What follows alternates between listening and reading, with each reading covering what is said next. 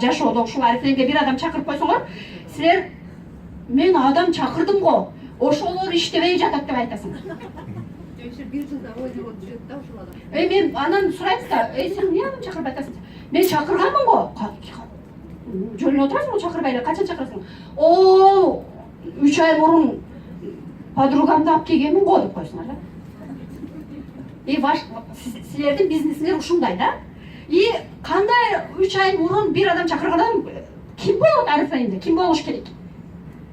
3%ке да чыкпайт да, 3%ке да чыкпаган адамдар. Ошон үчүн силер анын аягында айтасыңар, арифлеймде эч нерсе жок. Арифлейм алдайт. Бар экен, мен көрүп келдим, ушундай успешный адамдардын сүрөттөрүн көрсөтүп бердим. Алар башында барган, азыр эми баргандардын баарынан эмесин пайда көрүп жатат да деп койду.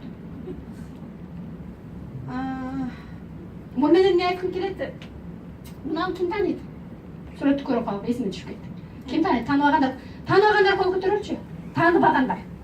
Бүгүн баргыла дагы Первый каналдан болобу, ТНТдан болобу? ТНТдан постоянно Comedy Club деген передача болот. Гарик Харламовду көргөнсүңөрбү? Мейли, токтогула. Эми ошол жерде жалаң эркектер анан бир эле кыз постоянно выступать этет, билесиңерби?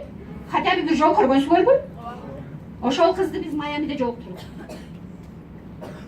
Бул мен звезда менен сүрөткө түштүм деп мактангым келген жок.